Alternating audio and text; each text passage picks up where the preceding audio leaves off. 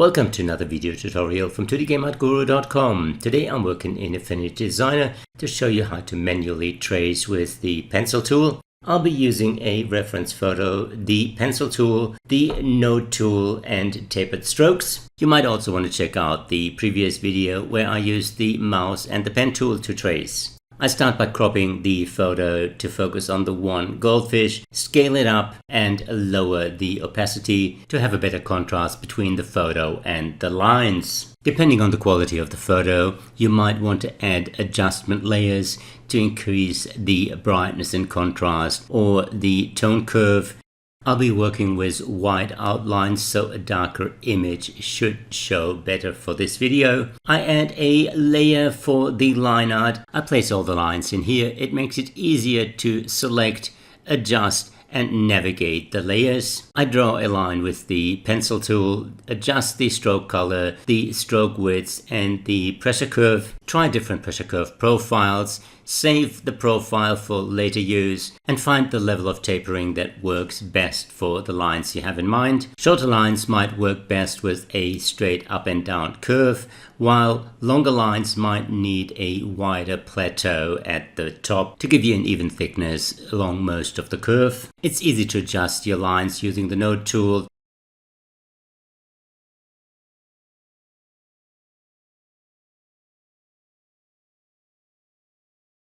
A great help with the pencil tool is the stabilizer.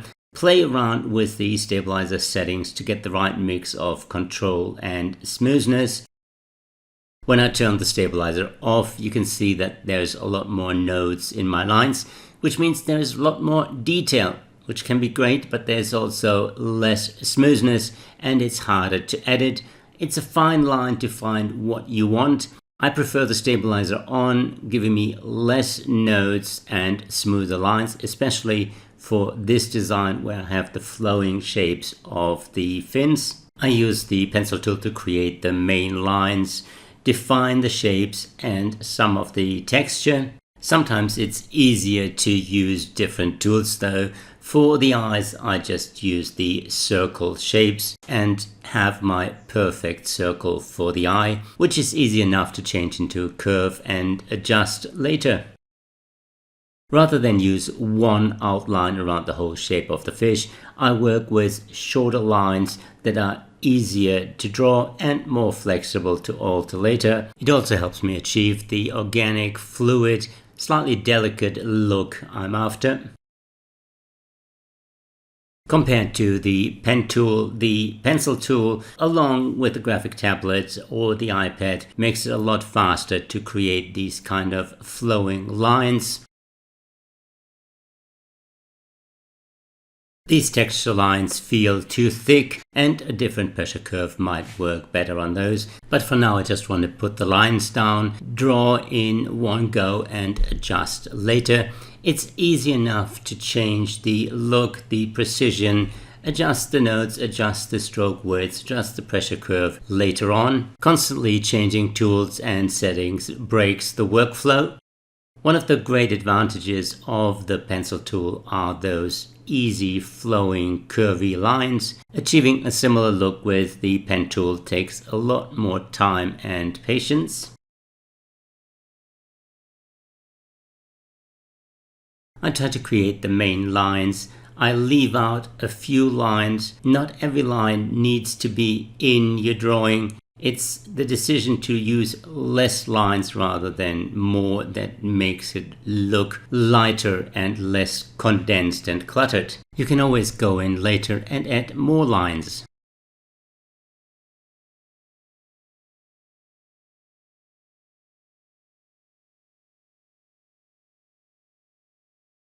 Don't worry too much about the precision. You can always go in with the node tool and adjust the lines.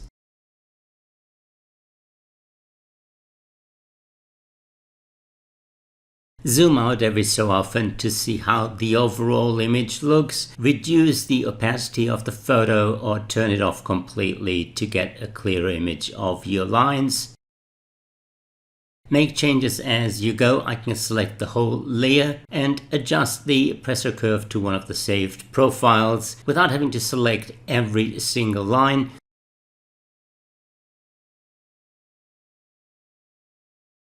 I might go with the more tapered look. The thicker lines take a bit of the elegance of the fish away.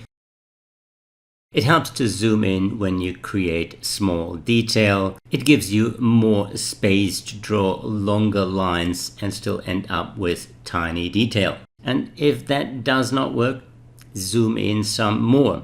You're working with scalable vectors and you can zoom in to make the tiniest detail fill the whole screen. I'm not trying to draw every scale, just a few lines are enough to get the idea across.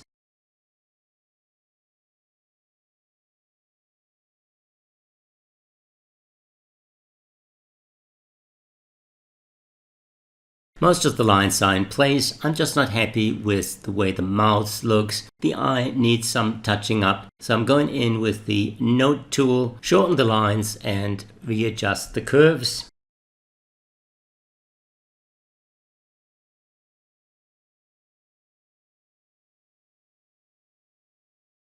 I think that's pretty much it. I'm happy with my goldfish. Let's try some different color variations. I changed the artboard to white and the stroke color to black.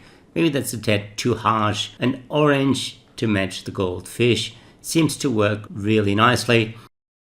Next I'll adjust the stroke width and the pressure curve. The finer lines for the texture don't need to be quite as thick, so I halve their width.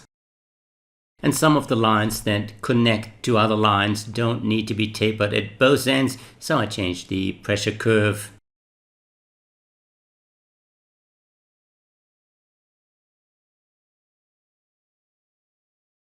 Some of the lines you might have created earlier might not work when you invert the colors and go from white outlines to dark or vice versa. The highlight on the eye only worked while it was white. I hide it for the orange version.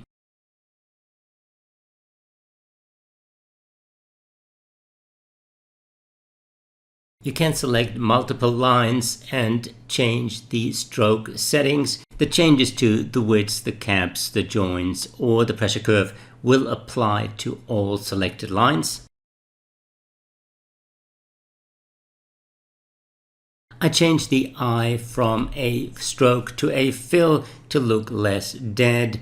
Add a highlight inside, that's the line I hid earlier. Set it to white, put it on top of the circle, and I will call the line art of the goldfish done. When I change the view to outline, you can see that there aren't that many lines in this design, and even when I highlight the nodes, there aren't that many. It is a rather simple design done rather quickly. There are lots of ways to enhance your line art. I added a gradient to all strokes, a paper background and a erased grunge layer on top of the line art. I added similar effects to the bird, the rose and the little insect while trying to work on the technique for this video. Turning the photo of my goldfish into line art was a lot of fun and rather quick process using the reference photo, the pencil tool, the node tool and tapered strokes with a variety of different pressure curve profiles. Having recorded a video using the pen tool and the mouse, and this time the pencil tool and the graphic tablet, it's hard to say which one I like better. They both have their uses. For wavy, curvy lines like the fins of the goldfish, the pencil tool definitely is your go-to choice. For more technical and precise designs, like a logo that you hand sketched and want to trace, I still would go with the pen tool to get precise lines and nodes exactly where you need them. I hope you enjoyed this video and learned something new. If you did, please subscribe to my channel, leave a like, and I will see you again soon.